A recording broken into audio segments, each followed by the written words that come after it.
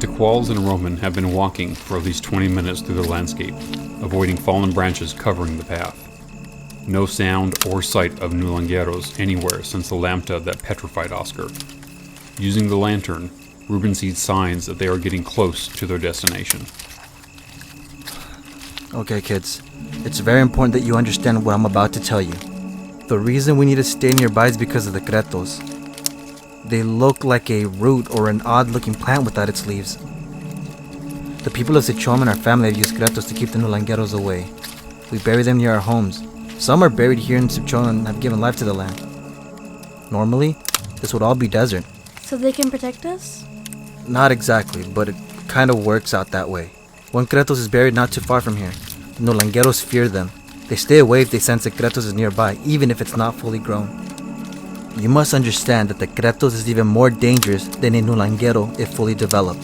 They transform into a terrifying creature that no human or Núlangero can handle. Our people discovered that we could keep a Qretos from flourishing into a dangerous beast if we bury them. So you recently buried a Qretos here? Yes, I replanted the one I brought from our backyard in the US. What? There was a Qretos in our backyard? It was important that I have you kids with me near the Qretos while I return to Sichom. But then we will need another Qretos for our home. Yes, but we need 2 Qretos to breed others. Sichom normally has 2 Qretos in this region. Most of our family know where one is, but your grandma kept the second one hidden after there was an incident that occurred 15 years ago. Somebody removed both Qretos from Sichom. It nearly caused the release of all Núlangeros. It was worse than it is now. It took other members of our family and former Sichom natives now living throughout Mexico to come to Sichom with their Qretos to breed more of them, leaving their lands vulnerable in the meantime. Why would anybody take the Qretos? I don't know. To create chaos, maybe. That's why the Núlans are trying to get us now. I had to take ours to breed a new Qretos and bury its offspring here. But it only has the capacity to breed and produce one new Qretos. And once a Qretos begins to develop in any particular soil, its function of preventing it from developing any further does not work anymore. So, we'll have to bring our Qretos back home and bury in the exact same spot. Dad, where are the Qretos now? Ruben reaches into his right pocket and retrieves what looks like a small, wide, sweet potato. They shrink after breeding, and it'll soon grow again to what it was when I first brought it here. It takes several hours for it to start developing though. If we don't bury it again by tomorrow night, it will turn into the beast I was referring to earlier. Uncle Ruben, does a Qretos look like a yucca root? Kind of, yes. Why? Do we have a Qretos buried where me and my mom live in El Paso? She doesn't. She wasn't comfortable bringing a Qretos when moving to the US. She had me and her other sister Maria, who lives in southern Mexico, keep one. You didn't know that me and my mom were coming to Sichom today? Oh. Called her before getting here, but no answer. Uncle Ruben, my mom has not been herself lately. Sometimes she'll go on these tangents and randomly start crying for no reason. She was seeing a doctor, but they could not tell her what was wrong. It got worse when my dad died.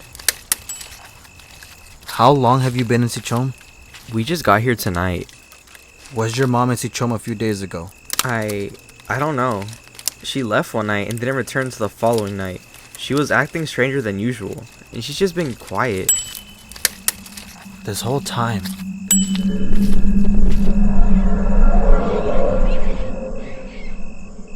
Dad, is there a way to speed up this process with the Qretos things? There is, but I was hoping it wouldn't get to that. Ruben hands the shovel to Oscar and the shotgun to Roman as he picks up Janet. Roman, give the lantern to Myra. Can you hold these for me, kids? Yes.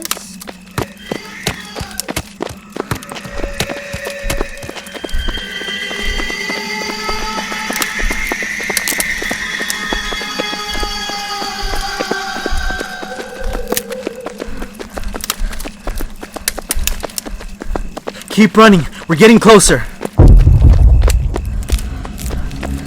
Shit! Shit!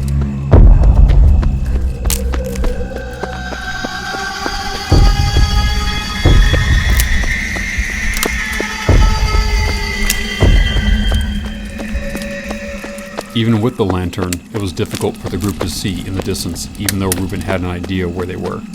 Ruben stops abruptly, and the children stop behind him. Ruben places Janet on the ground and picks up the lantern from Myra. He quickly extends it in front of him and raises it a bit to see what lies ahead. Roman, do you know how to use a shotgun? I've used one once. Okay, you do this before shooting. You have about 6 shots left. I see the burial spot. Ruben takes the shovel from Oscar and hands the lantern back to Myra. I know where I'm going. I'll be right back. Keep the light in case you need to shoot one of these Núlans. Kids, lay low and stay behind Roman. Roman aims the shotgun toward where he thinks the sounds are coming from. Myra, lift the lantern closer to me! Myra's hands shake as she tries to lift the lantern. Roman lowers the shotgun and grabs the lantern with one hand, nearly dropping the shotgun while doing so. His outstretched hand holds the lantern, casting light towards a patch of foliage in the distance. Soon, Roman sees shadows slinking between the trees where his light hits. Shadows of the Núlans, creatures of the night. They appear to be nearly as large as the trees themselves. One leaps out ahead of the rest and is made visible by the light. It cackles like a hyena with skin of carmine leather. It sprints on 4 legs, getting closer to the group. Dozens of others in the distance are shielded by the darkness. Roman can only make out their silhouettes. Slowly, more Núlans creep closer to the group, and Roman is able to get a better look at most of them. One with a hog-like snout and long jagged teeth. It looks at the children and begins salivating. One has a stinger-tipped tail that flicks from side to side as it moves. Another Núlan, the tallest, is further back.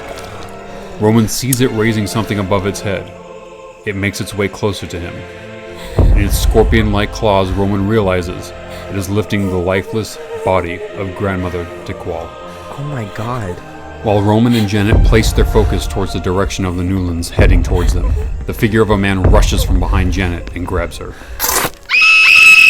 What's happening? Even though the children were not that close to the burial spot, Ruben can see from the light of the lantern that was now on the ground that a Núlan had grabbed Janet and was holding her like a baby. Janet had passed out. It was a Núlan that had transformed itself to look like a man wearing a white suit. Ruben recognized that Núlangero in an instant. No!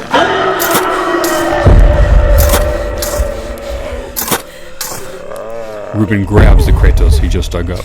Ruben extends his left arm towards the Qretos.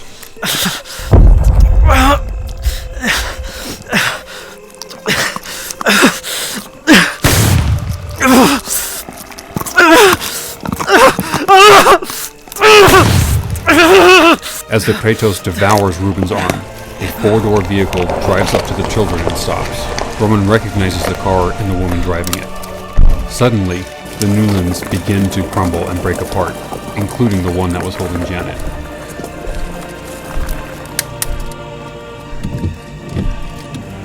Okay, they're gone. You'll be okay. Roman drops the lantern and shotgun and runs towards the car. Roman leaves with the woman.